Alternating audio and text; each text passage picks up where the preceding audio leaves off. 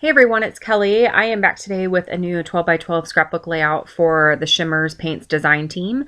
But before I jump into the layout, I do want to remind you that if you place an order with Shimmerz and you mention my name in the comments at checkout, you will receive a free surprise with your order. So I'm going to be creating a fall themed layout today, and I'm going to be using the Just a Little Lovely collection from Pink Fresh Studio.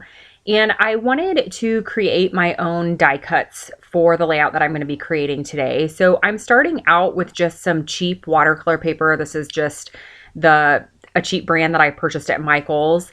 And I have placed the watercolor paper onto my art journal. I like to use my art journal as a catch-all when I'm using spray mist, just so that way none of the color goes to waste.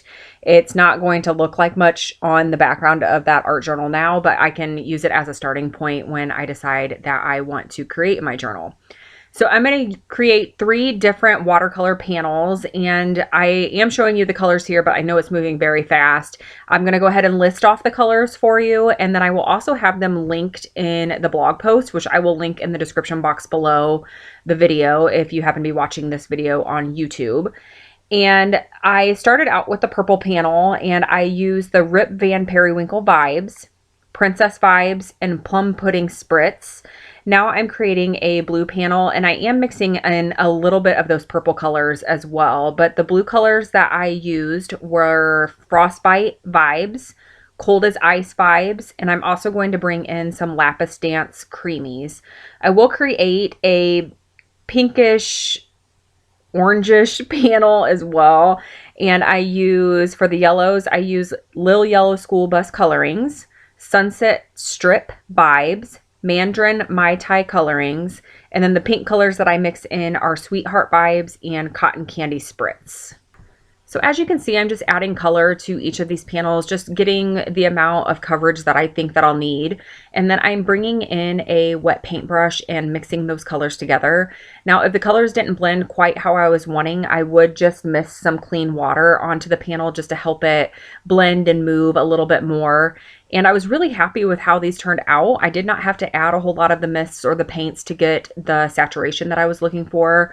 The pinkish orangish panel and the purple panel turned out great just with one coat of the mist or the paints, but the blue panel wasn't quite as saturated as I wanted after it dried. So I did add a second coat of the sprays to that blue panel just to get the depth of color that I was looking for, and I do that off camera. So here you can see the colors of the panels after they're dry, and I'm just bringing in the sticker sheet from that Just a Little Lovely collection just to make sure that the colors match close enough, and they do. And I did give you a quick glimpse of the dies that I'm going to be using. I am using a set of dies from Tim Holtz and then also a set of dies from Prima.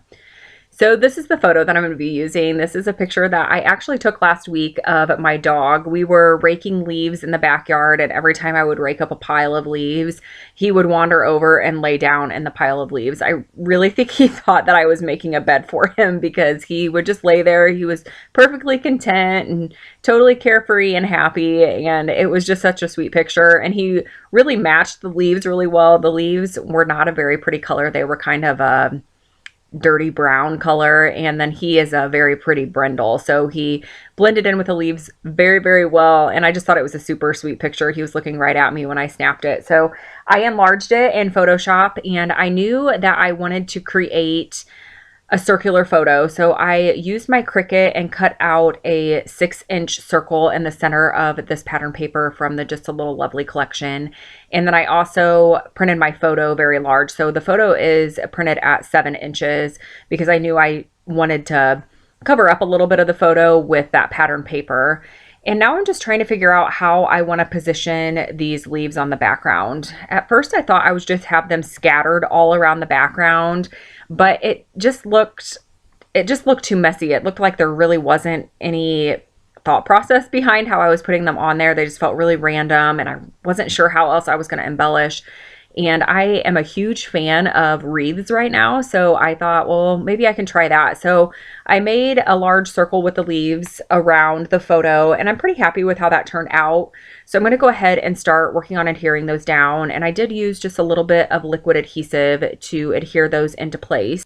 So now all of those are adhered down, but I'm trying to figure out how else I want to embellish. I thought about bringing in some pops of green. So I'm using some of these puffy stickers and just adding those in a visual triangle around the layout. And now I'm going through the die cuts to see if there's anything else I want to add. I decided to bring in a few floral embellishments. I have that puffy floral on the bottom left, and then I'm going to add a couple die cut florals around the leaves as well. Again, just for another pop of color and a little bit more dimension and just more interest on the background. So I'm just going to add a couple more die cuts here or there, just again for extra pops of color around the layout. And then once I have all of those positioned, I'm going to go ahead and take this layout over to my sewing machine, and I'm going to use some gold metallic thread and stitch around those leaves and around the photo just to give a little bit of a border around the photo, and then also just to hold those leaves in place permanently. There you can see the dies a little bit closer up. That Prima die has a lot of detail included in it. It actually is meant to have all of those areas that look embossed pop out, but I did not use a shim when I was using my manual die cutter, and it did not fully release those areas, and I'm really happy with how it turned out. I really like that embossed look on the leaf. I feel like it adds a lot of detail and a lot of interest. It would be very, very pretty if it cut all the way through, but I'm really pleased with how that turned out. And if you're not familiar with what a shim is with a manual die cutting machine, sometimes there's not enough pressure between the plates when you're running it through, and you have to add, I just add a piece of paper. A lot of the times I'll just fold a piece of printer paper in half and stick it on the bottom part of the platform, and then I create my sandwich with the plates and the die and the paper, and that just adds a little bit more pressure as you're running it through, and that extra pressure really helps the die push all the way through the paper, so those really intricate designs can cut easier that way.